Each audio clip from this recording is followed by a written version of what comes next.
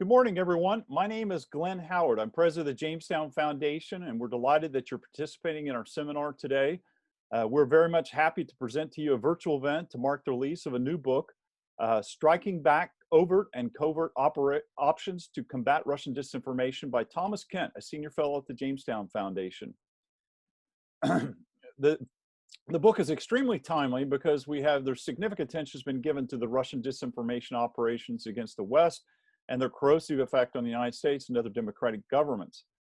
The West's response so far has been quite weak and uncoordinated, according to Tom Kent, who is the former president of Radio Free Europe and Radio Liberty, and he's now with us at Jamestown. He's an adjunct professor at Columbia University. In Tom's new book, he proposes an energetic new strategy to confront this threat, aggressively messaging to combat Russian information operations while promoting the values of democracy that too many in the West have lost faith in. So we're very delighted to have him here with us today. Also joining us is Peter Pomerantsev, Senior Fellow at the Overt Institute, Johns Hopkins University. Many of you have known Peter Pomerantsev from his book and work. He's a Senior Fellow with the Overt Institute, but he's also a Senior Fellow at the London School of Economics. He was served there from 2017 to 2020, and he is also the director of the ARENA Initiative, a research project dedicated to overcoming the challenges of digital era disinformation polarization. Many of you know Peter from his classic work on Russian propaganda, Nothing is True and Everything is Possible, which won the 2016 Royal Society of Literature and was nominated for the Samuel Johnson Guardian First Book Award. His new book is This Is Not Propaganda, which was released in August 2019, has been shortlisted by the Gordon Burns Prize and was Times Book of the Year. The new book by Tom Kent is out. We hope that you can address it and pick up a copy. It's available on the Jamestown website, and also you can pick up a copy through Amazon.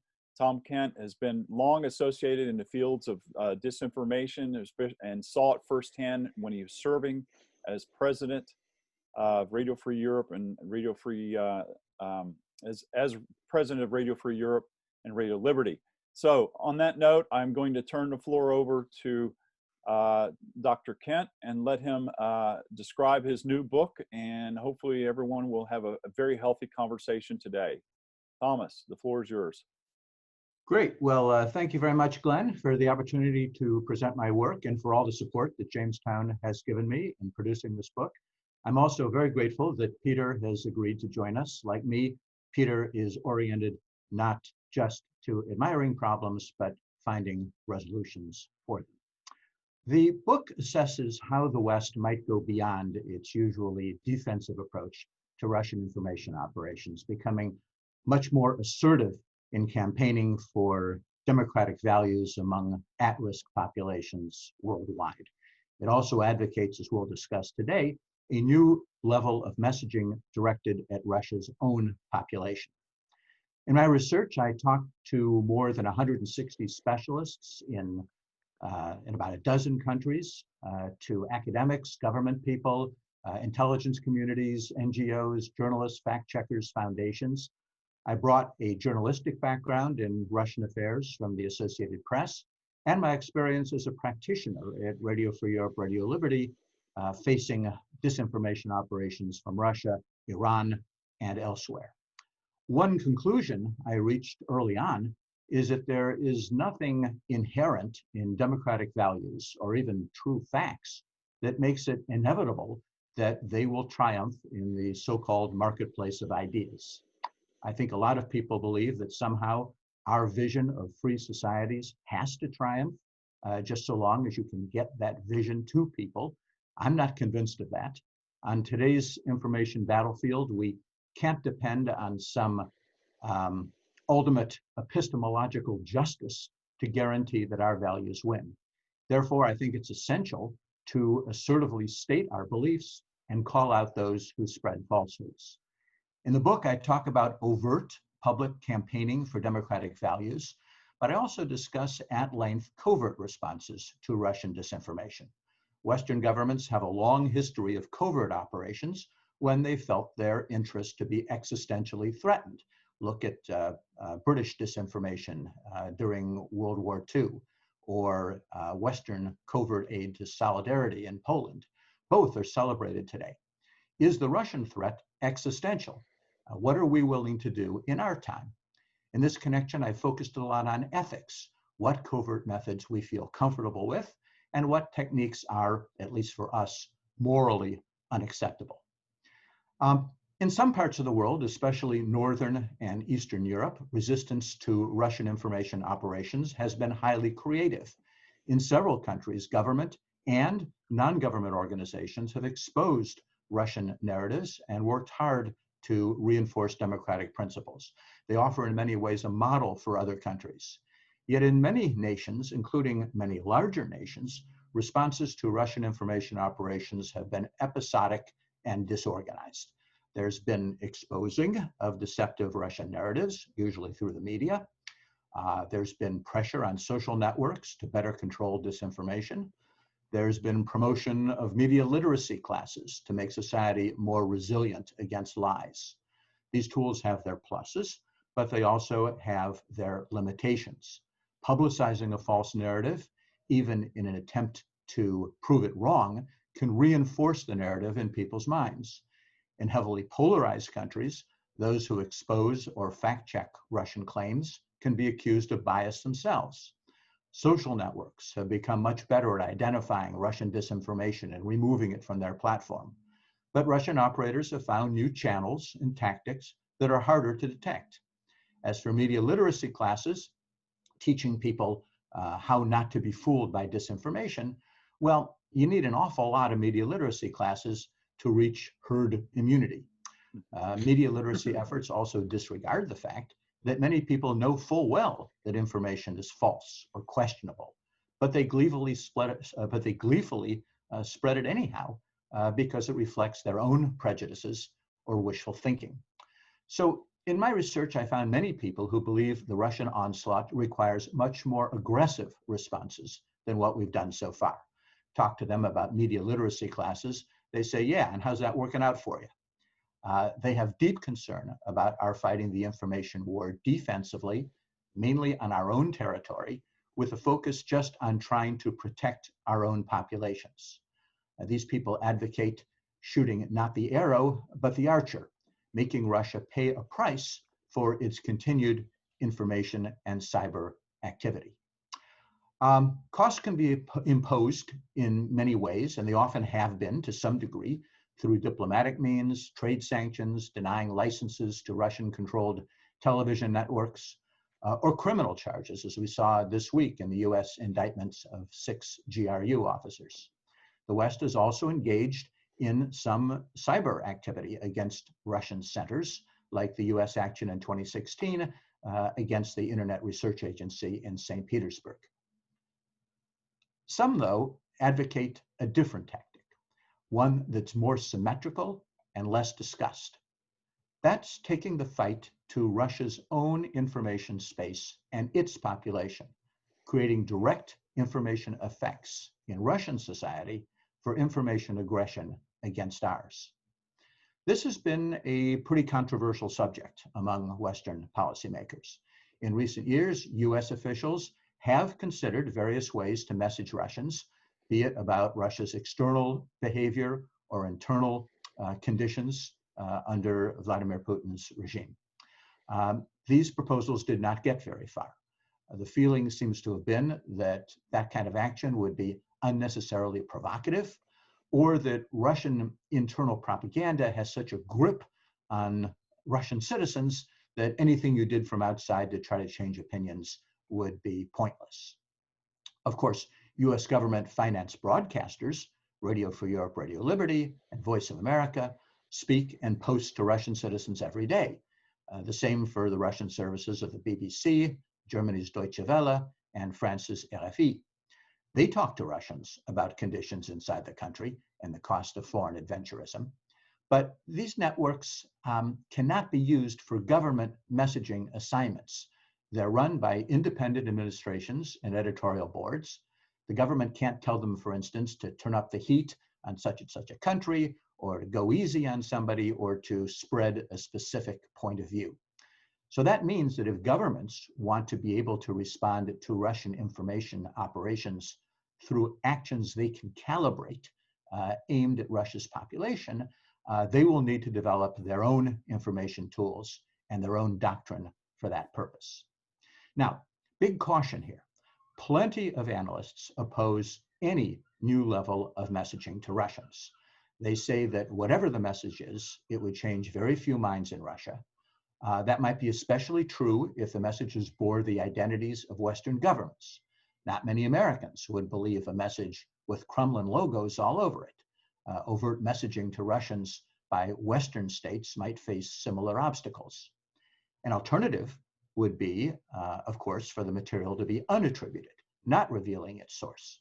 But its true origin would be exposed, most likely, sooner or later, not only by Russian security services, but maybe even by Russia's own very aggressive independent media.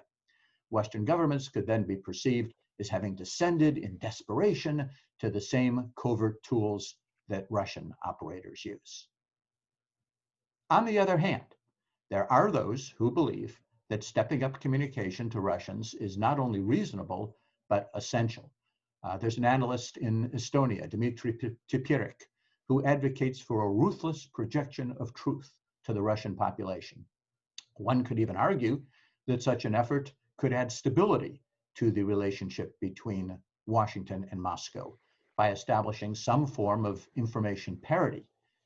It's hard to imagine that the current situation in which Russian information operators assault the West with relative impunity is sustainable in the long term. It's a prescription for a buildup in Western frustration that could result someday in an overreaction on our part. Now, if Western governments did adopt a strategy to message Russian citizens, what would be the goals? Well, Western planners might hope to further inflame popular discontent among Russian audiences, leading to a color revolution that would bring down the Putin regime. Alternatively, and less ambitiously, they might hope to encourage incremental change in Russia. Even with Putin still in charge, they might look to raise pressure for basic freedoms and against corruption and adventurism abroad. The goal could simply be to demonstrate that the West, too, has information teeth. The message would be that we have the capability and willingness to penetrate Russia's information environment if Kremlin information operations against the West cross red lines. Or another strategy might be much more long-term, aimed simply at establishing a series of new channels and brands to reach Russia's population. These channels would seek to attract audiences now for whenever they might be needed in a crisis. In my view, any hope that Western messaging to the general Russian population can chase Putin from office is on the fanciful side. Regime change in Russia traditionally doesn't come from public opinion. If Putin is ousted from power, the impetus could well come not from popular discontent, but from people in the Kremlin deciding that his policies are no longer profitable to Russia's elite. If the goal is more incremental change in Russia, that could be advanced to some degree by content from outside. But people I talked to felt that any such effort should be paired with respecting and strengthening the country's own independent journalists, social influencers, and liberal-minded civil society groups. And these groups are all increasingly active these days. These local actors often feel safer if they can get some measure of foreign support and recognition. So the best Western help might be to rebroadcast and repost the work of these Russian actors, while perhaps also providing help on production, social targeting, and some messaging themselves. Demonstrating information teeth might not aim to change anything inside Russia in the short term. Rather, one could launch small demonstration campaigns with political or non-political content, just to make clear the West has the tools and the social insight to affect Russian attitudes if it chooses to. It would sort of be the cognitive equivalent of when the US reportedly placed potentially crippling software inside the Russian electrical grid. The point was for it to be visible to Russian authorities as a sign of what the US was equipped to do if it chose to. As for establishing new channels to reach Russia's population, you could argue that failing to do so is almost irresponsible, especially when Russia runs 24-hour television networks across much of the Western world, not to mention AM and FM radio stations right there, Glenn, in Washington. If the United States has to suddenly reach the Russian people in an urgent situation, it can't start building social accounts and websites at that moment. It makes more sense to establish these communication means now. US branding is not necessarily a deal breaker. Judging by the polls, an increasing number of Russians see the West as a potential friend or partner. At the very least, the United States is a constant subject of curiosity, which could bring some eyeballs to content with an overt American label. Accomplishing any information goal inside Russia requires a deep understanding of the Russian audience, also the segments within them. The Kremlin does its own strategizing about audience groups within Russia.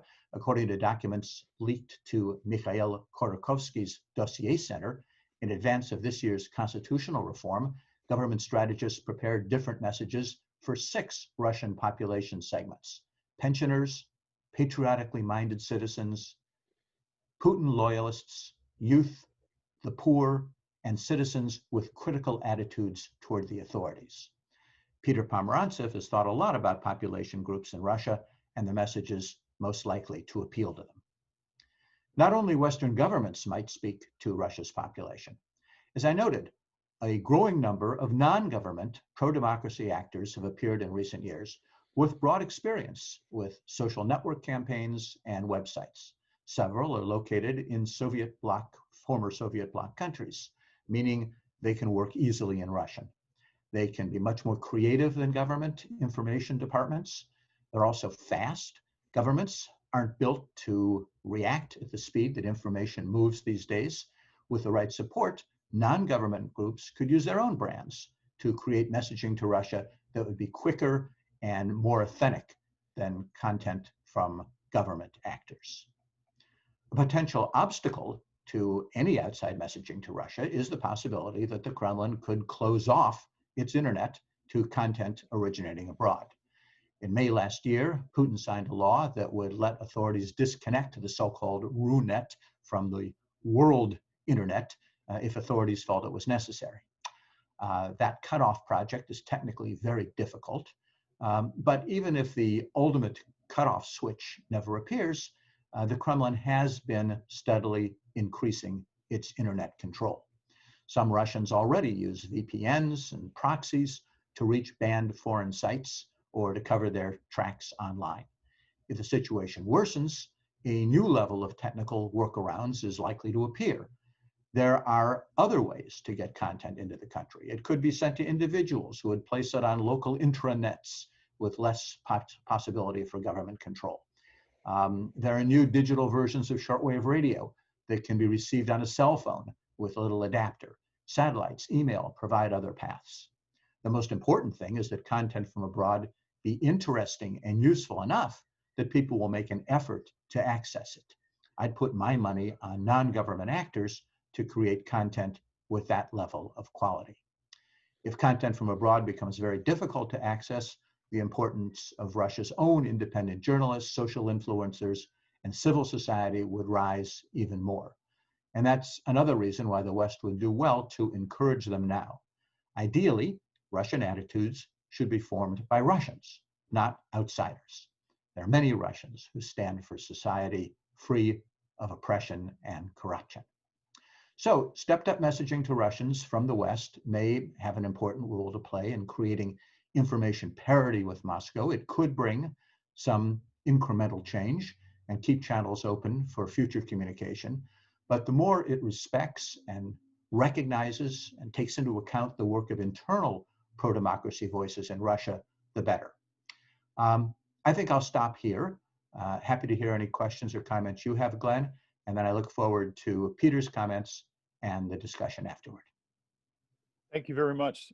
That's a great overview and a kind of great insight into the questions of the day. And I really look forward now to hearing what Peter has to say in response, as someone who's long viewed this question and probably is full of a lot of insight on this issue. So Peter, the floor is yours. Well, I mean, it's the first thing I think about when listening to Thomas's word is, of course, back to the Cold War and to compare the situation now with what it was then. And immediately I think of, and I have to thank the Russian media analyst Vasily Gartov for writing a fantastic piece for us, piece of analysis about this. Looking back to how first Margaret Thatcher, and then Ronald Reagan. It could have been the other way around. It could have been first Ronald Reagan, then Margaret Thatcher, went on Soviet media and talked directly to the Russian people and got this incredible engagement with them. This was towards the end of the 1980s. Margaret Thatcher's kind of performance on Soviet TV is sort of the stuff of legend still among people who saw it. Just direct reaching out to the audience, a woman standing up to pro-regime interviewers and kind of like chopping them into little pieces. Compared to the Cold War, the opportunities to reach out to the Russian people are much, much bigger than they were before. It was very hard to do it in the Cold War due to censorship and the sort of the constriction of information. So the first thing really to understand is that the tools to reach out are huge on YouTube and so many other forms of communication. And yet we seem to be doing it a hell of a lot less. I mean, it's just very strange. I mean, we should be doing it so much more, but we're doing it much, much less. In an age of openness, we've stopped trying to communicate with the Russian people, which is very, very strange. There is still some support, of course, for, as Thomas mentioned, sort of Radio Free Europe and Voice of America, but really in quite a constricted way.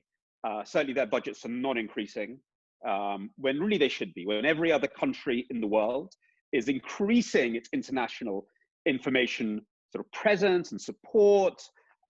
America seems to be sort of, well, at best in status, when it should of course be doubling and tripling these budgets in this new age where information has become absolutely key. But as Thomas said, that's one thing. That's the reaching out through, I mean, that's the kind of support for international broadcasting. Then there's the direct reaching out.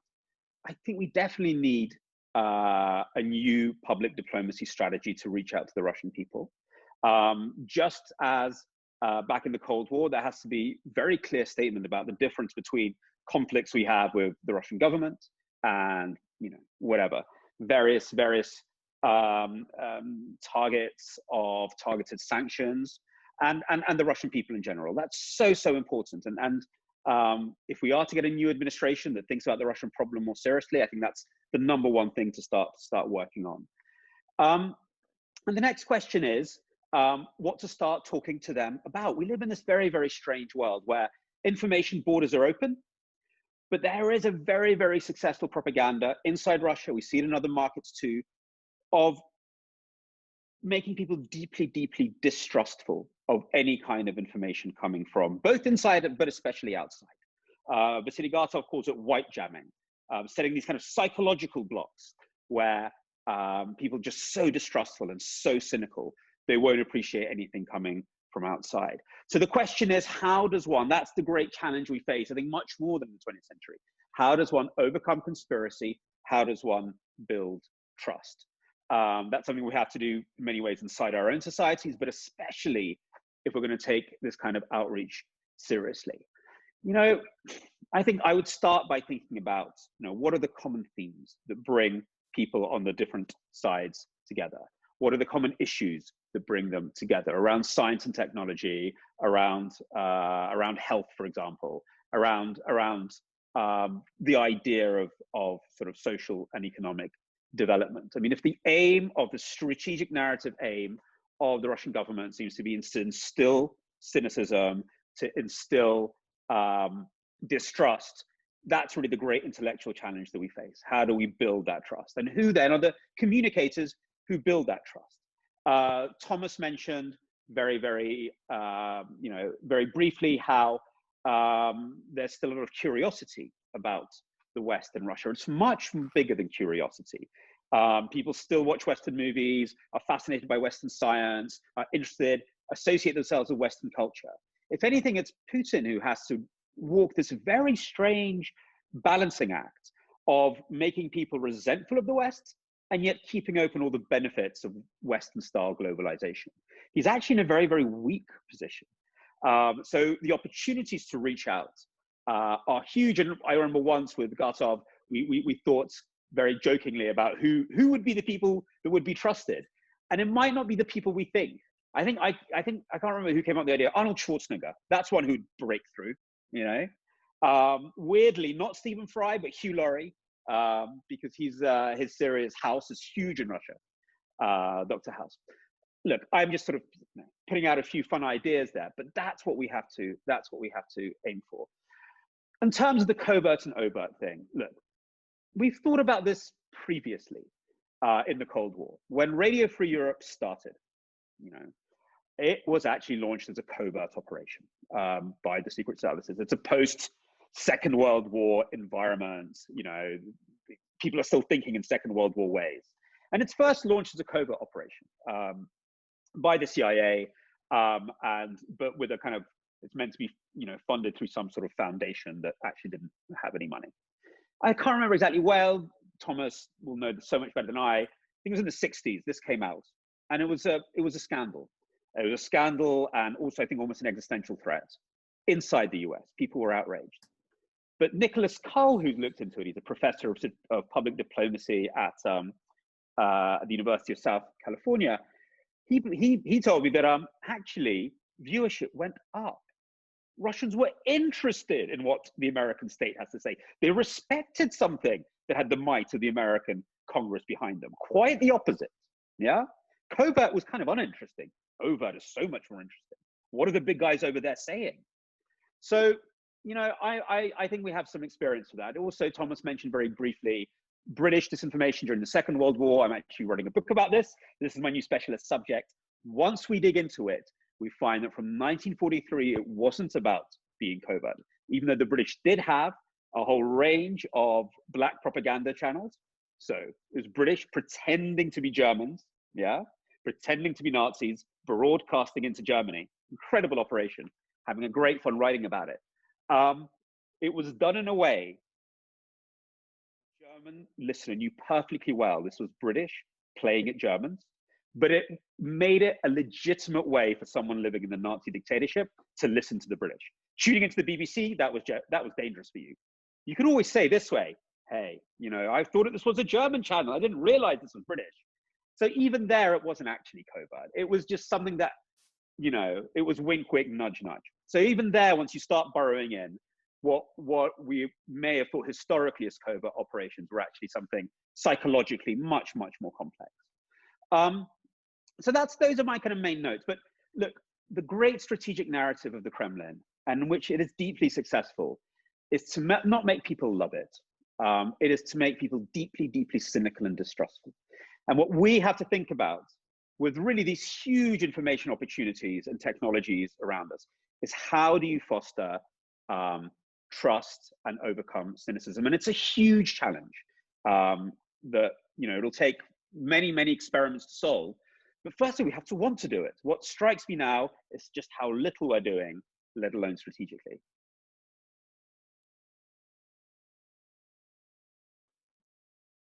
Thank you, Peter. Is that you have any more to say? Is that you ready to take that was my main thing. I thought we'd get into a discussion now, but I can go on if you like. Oh, no. I'm sitting here taking a lot of notes, so I'm quite intrigued by it. Tom, do you have a response to some of the things that Peter said?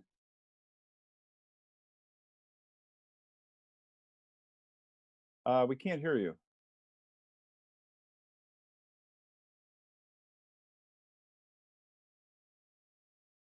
I'm sorry. You have to unmute yourself. Yeah, I completely agree that the West has really had very little interest in telling its story to the Russian people. I think it comes from a couple things. First of all, of course, the feeling that we won the Cold War, so That's over.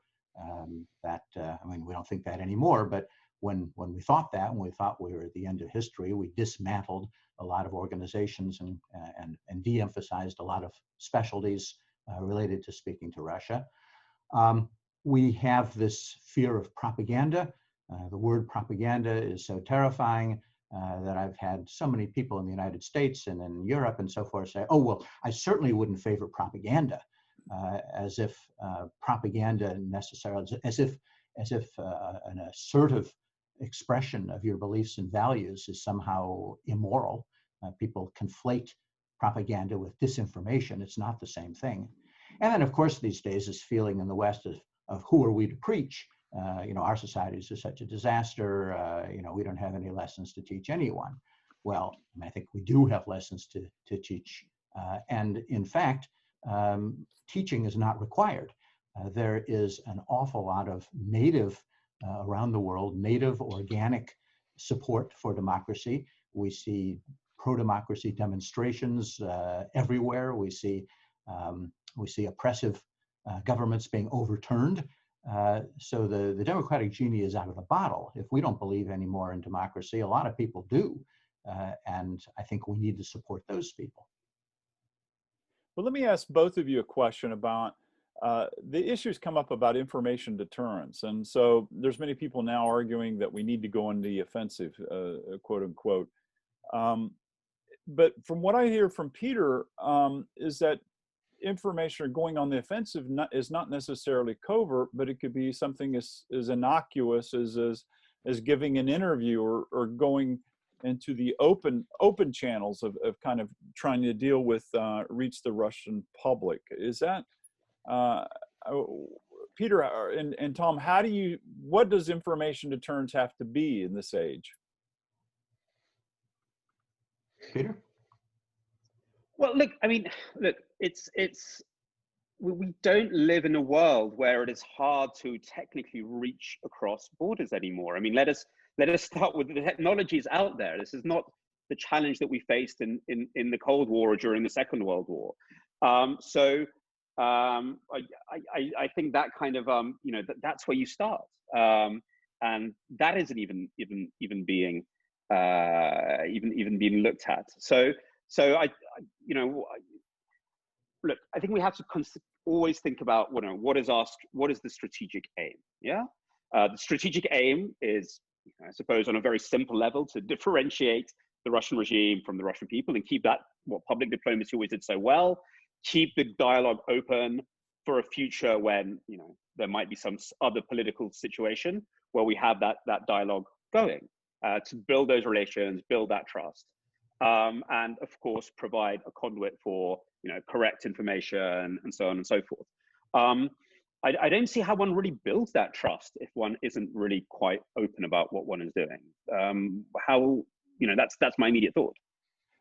Are you suggesting that, say, Secretary of State Pompeo give a weekly a video address to the Russian people? Well, as I said, we have to think about our communicators, and I'm not entirely there.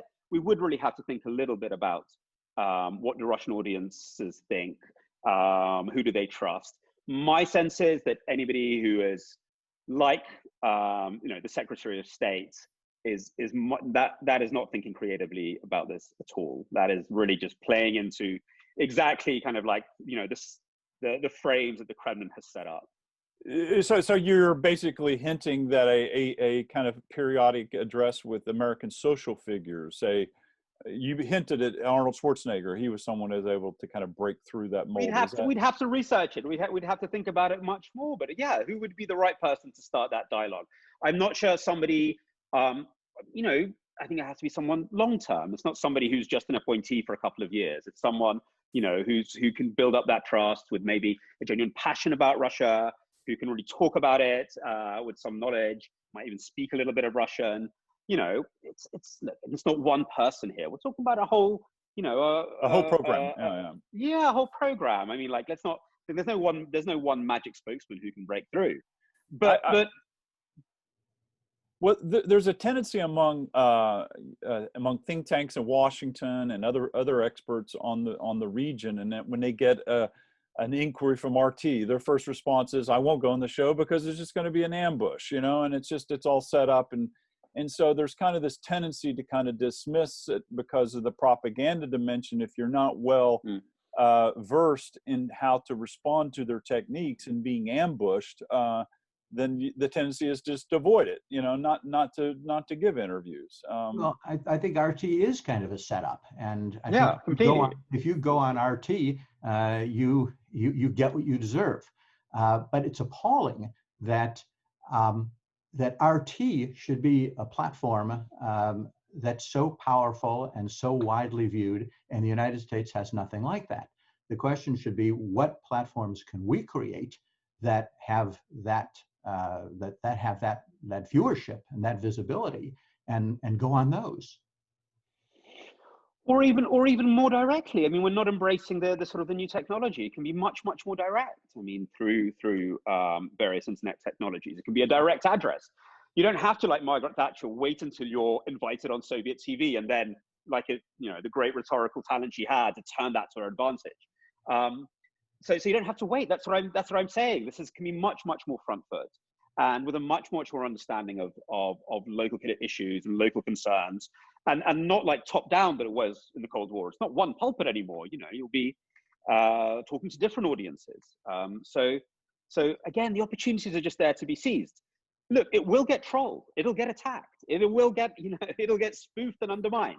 It's not going to be easy, but the opportunity is definitely there. Is the political will there? That's the question. I think it would be useful for Russian citizens to be able to see that we care about them.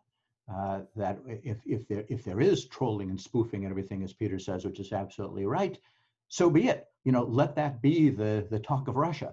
How the West has a message, is conveying it, that the Russian authorities are trying to fight it.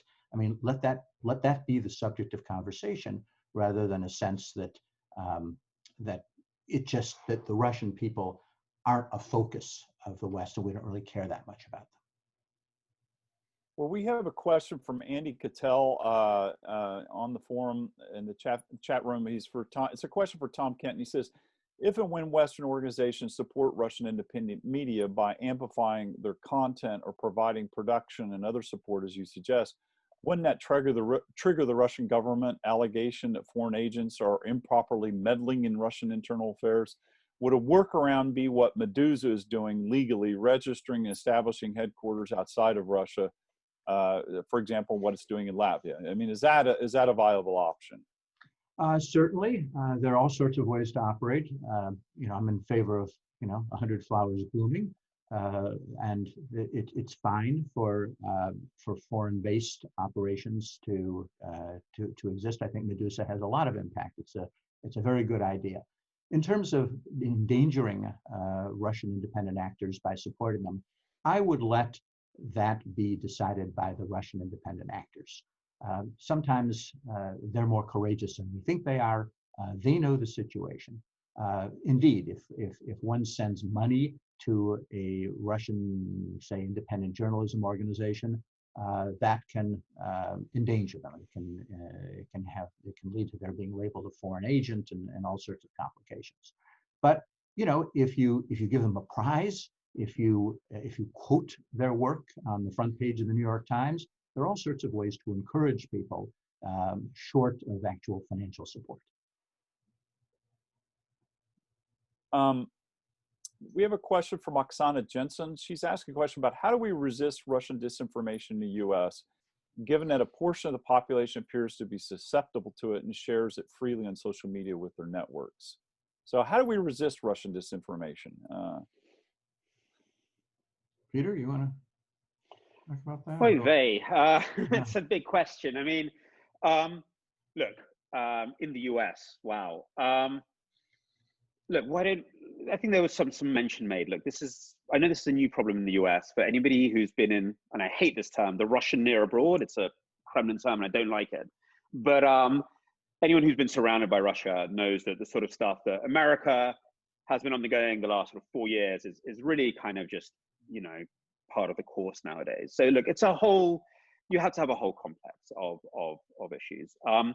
Look, all the way from media literacy, which I agree is slow but necessary, through to a really deep understanding of the audiences that are being targeted, and trying to, make sure that they're not affected. And that really means starting with the audiences rather than the messages. I mean, the Russian and every other kind of effort in this sense, it's effects oriented. Yeah, they're thinking about something they're trying to do to the population. You have to try to understand what it is they're trying to do. So in the Baltics, for example, they will be trying to increase polarization, between a certain part of the Russian population and the rest. So you have to think about, okay, how do we understand these audiences better than the Kremlin? Yeah, how do we talk to them better than they're doing? The very pretentious kind of parallel I always draw is the difference between a cult leader and a psychotherapist. Both of them think about audiences. Both of them think about their patients, so to speak.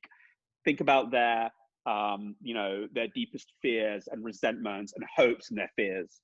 But the cult leader, like the Russian disinformation campaign, then tries to manipulate that to increase anger and tension, while the good journalism tries to understand those things, bring them into discussion, make people feel that they are heard and understood, but that their future, their security, and their prosperity does not lie with Russia. It really is a race to understand people better. That's really what it's all about. In a world where people can self-select media, the idea you can just megaphone down to people, it's not going to work. They'll just go and tune in to the Russian media if that's what is resolving some sort of deep, deep need that they have. Yeah, so you do have to start with listening. It's such a cliche, but you start with listening. But that doesn't mean that media literacy is important. That doesn't mean that all these other things we've talked about aren't important. Yes, you have to understand your audience, and you have to speak to them in their language. And that's something that the Russians, but not just the Russians, that all sorts of movements, populist movements in the United States and elsewhere in the world have been very good at doing. They find that elites tend to talk to people, talk down to them, as Peter said, with the language of the elites. You have to focus on what is on people's minds, talk to them in their own language. And we've seen, some trend toward this in the US. If you look at some of the products that have been created overtly, and I would say sometimes covertly, by more elite sides, by all sorts of pro-democracy, anti-populist contingents in the United States, it is getting to be a little stronger, a little tougher, a little more carefully targeted. So I don't think that they're necessarily being devious. I think they are just learning bit by bit how to talk to people in a language they can understand.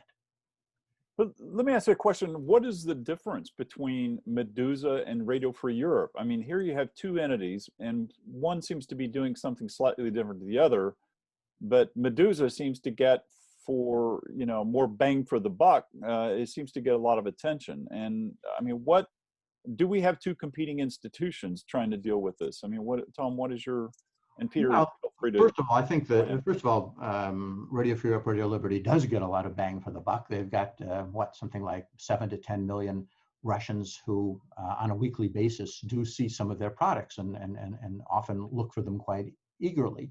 So that's a big operation. Meduza is, and of course, Radio Free Europe, Radio Liberty is very openly financed by the U.S. Congress, doesn't conceal that at all. Meduza is a private Russian organization which has moved to Latvia and operates from there, much as they used to operate from Moscow. My feeling is that the more the better. And if we have, the Radio Free Europe, Radio Liberties, and Voice of Americas of this world, and we have the Meduzas, and we have some of the non-government actors in former Soviet areas, all operating their own way, that's the most effective thing. I'm not attracted by the idea of there being a central bunker where the whole Western anti-disinformation effort is directed from. I think that the more actors there are, the more effective it will be. Yes, there will be contradictions, there will be mixed messages, but that's far better than trying to control something to the point where it looks programmed and inauthentic. Peter, you're a neutral observer. I mean, what are your thoughts on that? Look, I'm not particularly neutral. If anybody has picked up my last book, this is not propaganda. They'll know I have a very, very deep connection to both the BBC World Service and Radio Free Europe. My father worked there, and I kind of was raised within its atmosphere. So I'm far from neutral.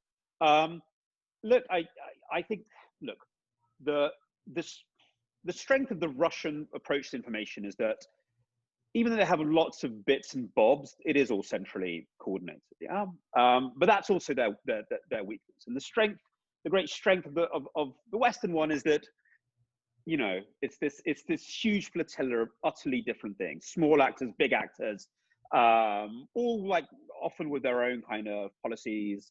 But that's what makes it strong, and that's at the end of the day what makes it incredibly resilient, because, you know, it's very, very hard for you know, Russia to cover all of that.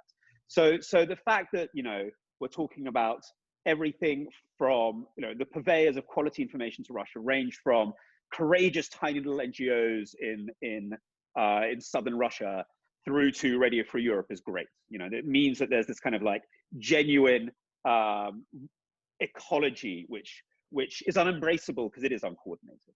So that's fantastic. It might not always be so strategically focused the way kind of the Russian can be, but that's you know, in the long term, I think that's so much more important and so much more sustainable.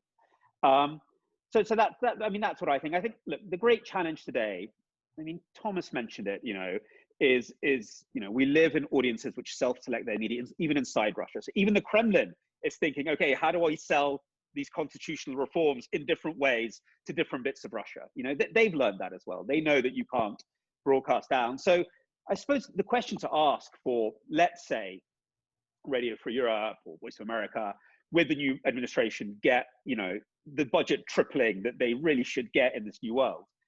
What are the new audiences to reach? They have a very, very good audience they've cultivated over decades, which is fantastic. You should definitely keep that. But are there other ones? I mean, who else out there is open? We shouldn't really think of Russian audiences as some sort of monolith. It's a very, very nuanced and very, very different and very, in its own way, very dynamic country with people with very, very different kind of interests and aspirations. So there is a lot of outreach to do.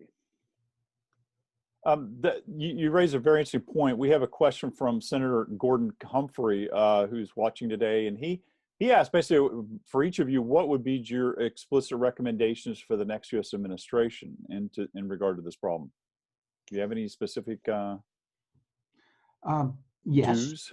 Yes, I completely endorse what Peter says in terms of increasing the budgets for this kind of work, but also increasing support for non-government actors. I think that's extraordinarily important.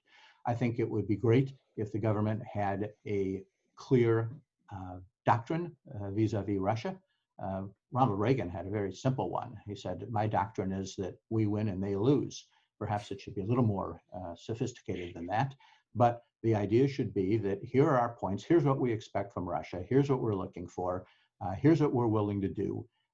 And then act according to those principles. At the moment, and that's true of this administration, it's true of the last administration, it was not really clear what exactly we were expecting and what we were looking for. So a commitment to advancing our principles internationally, and a commitment to stating what we want from Russia and communicating to Russian citizens so they understand that too, would be some very good places to start. We have a question. I think this maybe is better for Taras, or for Peter from Taras Kuzio. He asks about 40% of Russian information warfare is directed at Ukraine. 85% of Russian people support the annexation of Crimea. Most Russians support the dismemberment of Ukraine. Russian forces are not in Ukraine where there is a civil war. How would you advise to change Russian viewpoints about Crimea and the war in Ukraine? It's a really interesting one. And those points are very powerful. You know, anecdote that went around. I've never actually seen the actual transcripts, but apparently a Russian pollster, I assume Nevada or something, was asking a focus group of Russians, and this was at the height of the kind of like the really hot bit of the invasion, which remains hot, but it's around 16, I suppose. And he sort of asked them, do you think there are Russian soldiers in Ukraine? And they said, do you mean officially? So I don't know. I see the official statistics. I wonder if there's much more nuance. I also wonder whether some of that initial passion, very chauvinist passion that celebrated the invasion and occupation of Ukraine by so many layers of Russian society, whether that has started to fade. And what is that gap between what people officially think and what they really think? Yeah, so you'd want to understand what that gap is and try to explore that gap. I wonder whether, again, this is to brainstorm. How do we even think about this in a strategic way, apart from just like insisting on the facts? I wonder how many Russians, as opposed to what the Kremlin wants, actually want to be a normal European country in the international community. I bet it's a lot more than the Kremlin thinks, because the Kremlin has made a big pitch that we're going to be this rebellious, rogue country that breaks all the rules. I wonder how many Russians actually want to be a normal country in the global community, in the international community, in the European community. To be a part of that, policy to Ukraine has to completely change. So I wonder whether that's the discussion to have. If you want to be this normal country, yeah, you can't do this.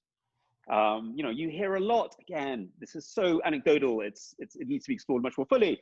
Russians go, well, why are they always picking on Russia? What did we do that was so wrong? Well, this is what you did wrong. That's why you are now a pariah. Do you not want to be a pariah anymore? And there's a strong motivation there. So that is the thing that I would start exploring. I mean, can we start, and I know this is so difficult, can we start a broader dialogue with the Russian population about how they see Russia's role in the world? Is it the same as the role the Kremlin has given them? Yeah, which is these rogue pariahs. So that is, I think, maybe the strategic direction to go through. But it's a really big challenge. Very quickly about the next administration, though. Can I say a few words? Yeah, about as absolutely. Well? Sorry, I didn't mean to cut you off. No, not at all.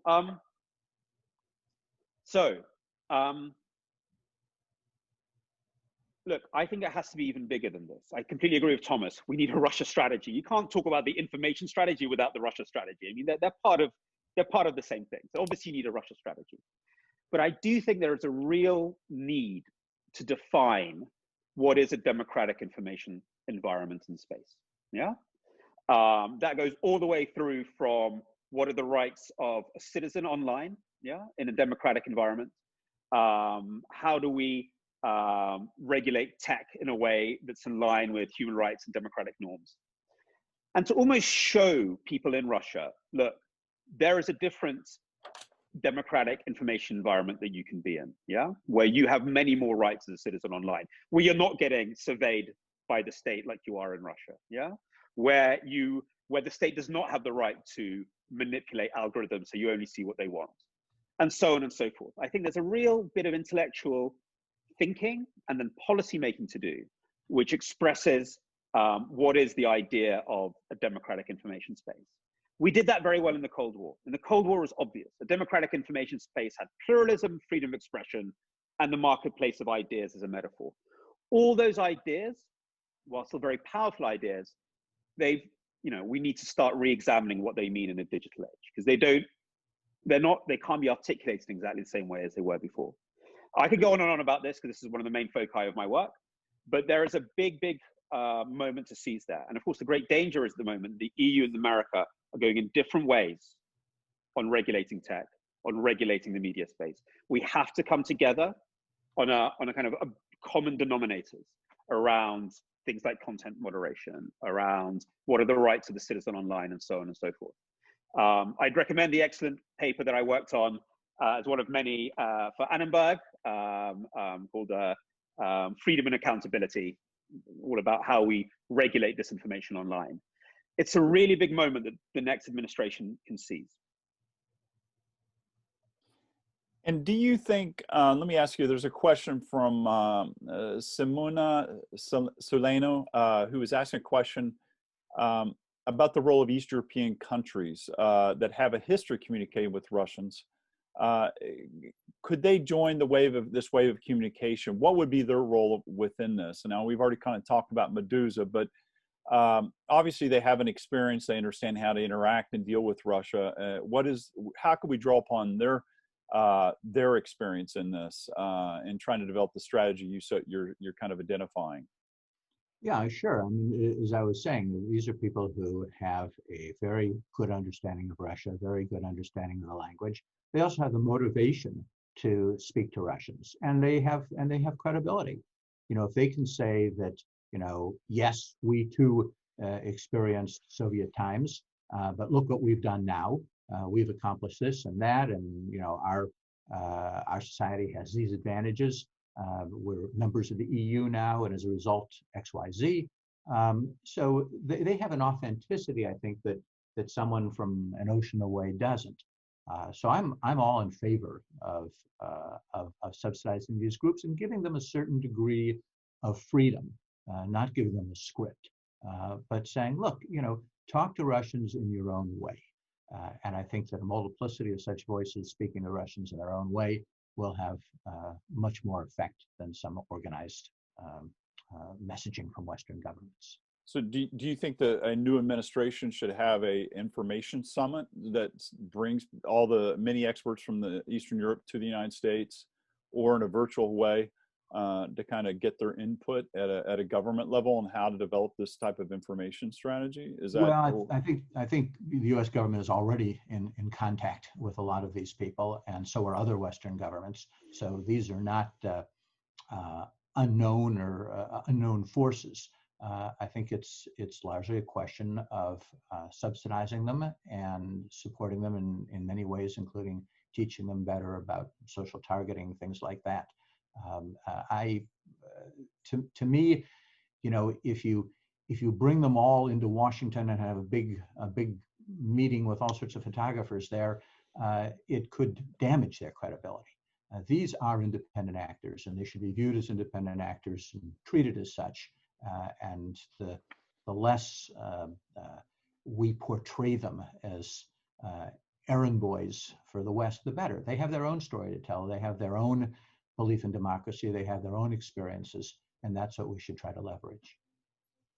Yeah, on the question of building coalitions, if I can dive in, because I was just thinking, as you were saying, the other great coalition to build, because what we're all looking to this next gen, you know, if there's a new administration, can it rebuild coalitions? The other one to build is, look, being a victim of a hostile state cyber and disinformation campaign is something that a lot of countries now have in common.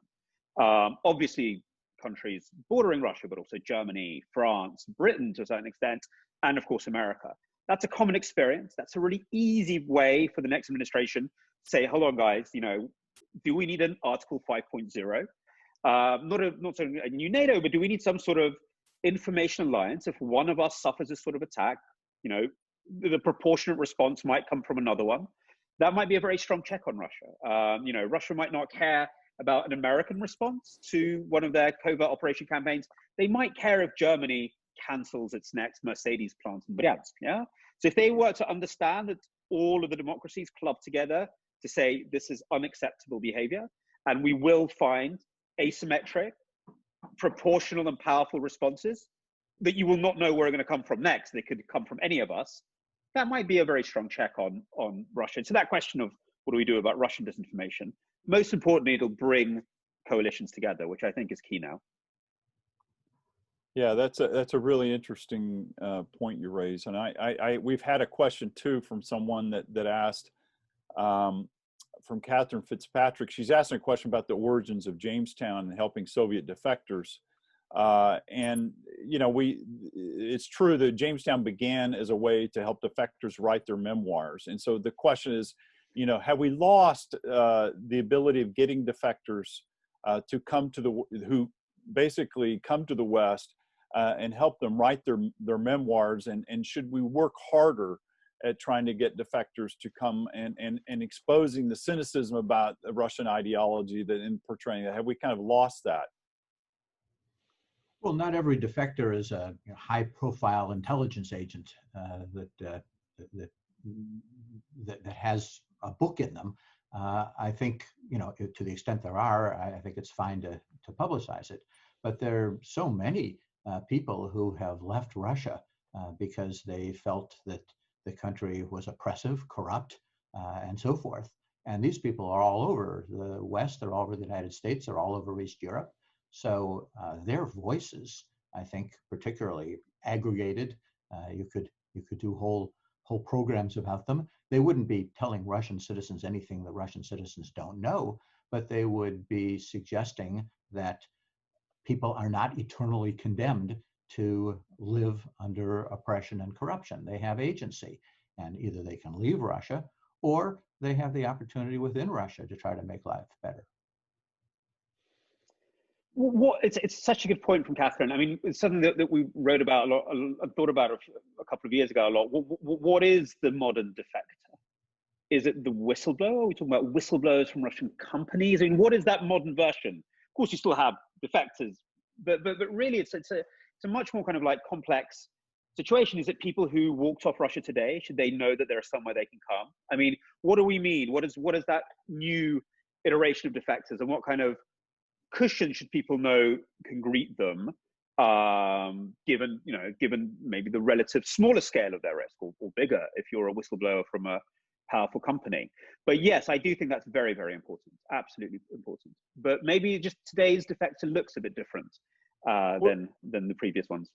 Well, I would just chime in that you have to have senior officials in the U.S. government that want to make defectors available to have someone write their memoirs, and that I think the tendency has been in the intelligence community, once they get a defectors, they send them to the potato farm in Idaho, and then we never hear from them again. And one of the great things about Jamestown in the past was that they were able to help them write their memoirs and get the messaging out. And I think, Peter, that one of the great values of your work has been that it was an indigenous perspective based on living inside of Russia and giving that kind of indigenous perspective of being inside. And now, I mean, it would be great if we had someone write a memoir of being inside the troll farm that would reminisce and talk about what they did inside of Russia, that gave it an A to Z description about how that worked. We need those insights, but we don't really. I think that's one of the reasons why your work was so powerful and motivating. Yeah, I mean, I'm not a defector, but in that. Oh no, I'm indigenous. I'm an indigenous. Yeah. Your life experience. What you was like working inside. That's well, that's very nice. What's nice now is there's a whole generation of Russian American and Russian British journalists who can go to these countries and really write about it in a way that in very intimately, which I think because they speak the language and because they're kind of part of it. But so yeah, I think there's a whole generation. We can reel off a whole bunch of names of people who I think manage to give a certain depth. But that's not quite what we're talking about here. We're talking here about kind of like specific and insider information. I mean, there was this wave of people leaving Russia today, remember, and that seemed to generate a lot of insights and a lot of interest. Well, also, a lot of what we know about the Russian troll farms comes from Russia's own media. There's the Russian institutions, media institutions, even security institutions, are not so hermetically sealed today as they used to be. So independent Russian reporting on this, and a lot has come out from Russian journalists about not only the troll farm, but about Wagner Group, mercenary activities abroad, and so forth. The environment, the opportunities to get inside stories about what goes on in Russian organizations are much greater than they ever were. Indeed. Well, I think we're reached kind of the end of our discussion today. We're tried to address most of the questions that we received. I think that that we really need. I think both of what Peter has contributed, what Tom has contributed with his new book entitled "Striking Back." is a very deep dive effort to try to understand the depth of this issue, and the work that Peter is working on British experience in World War II is certainly we will all stand very much in tune to try to read it in this ongoing discussion. Do you have any parting comments, observations, Tom or Peter?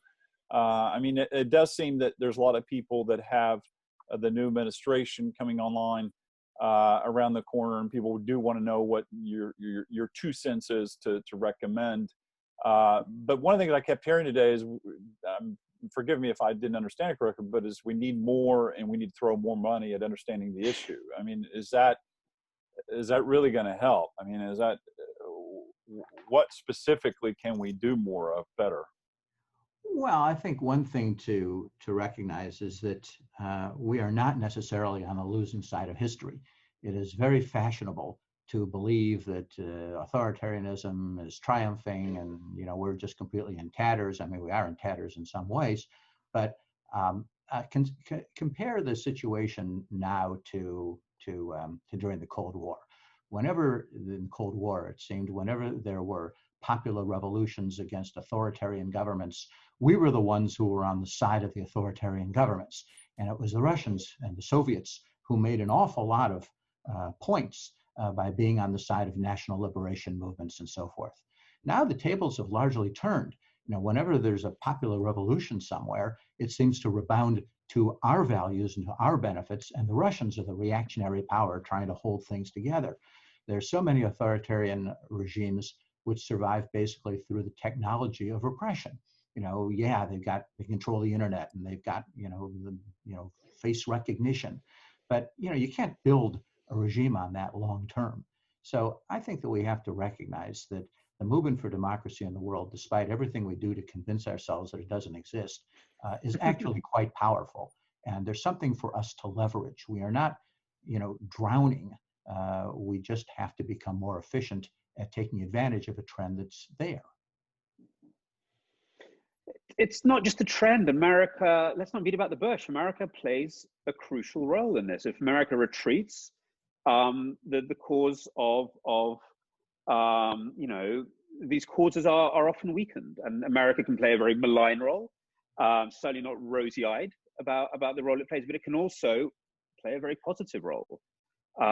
So far, the sounds that we hear from the potential new administration is positive. They seem to appreciate America's role. America can play a huge role. But I just come back to my first point.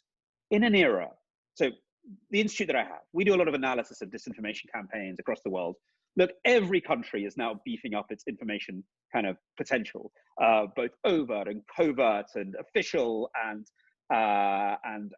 less official, whatever. Everybody has twigged that we live in a world where information is so much more vital to to power and development and to conflicts as well. And it just seems absurd that while even relatively minor countries are investing in this, let alone China and Russia, that America seems to be in paralysis and even retreat. Yes, that does start with funding, but of course it means having a strategy as well. I mean, America needs a comprehensive information strategy for the international arena for the 21st century. It really is a chance to think big. And maybe the crisis of the last 4 years is that tonic that's needed to think big again. We need big interventions from the regulatory level down to the content production level, or else, I mean, Russia and China will win. Definitely. Well, thank you very much, Peter, and thank you very much, Thomas, for joining us. And for all those watching today, please remember to go out and get a copy of Striking Back, Overt and Covert Options to Combat Russian Disinformation by Thomas Kent. It's available on Barnes & Noble, Amazon, Kindle, and online. You can purchase a copy. And we thank you again, Peter. I hope to see you and Thomas soon again, and another continued discussion, especially in your next future book. So thank you, and everyone have a great day. Thanks very much.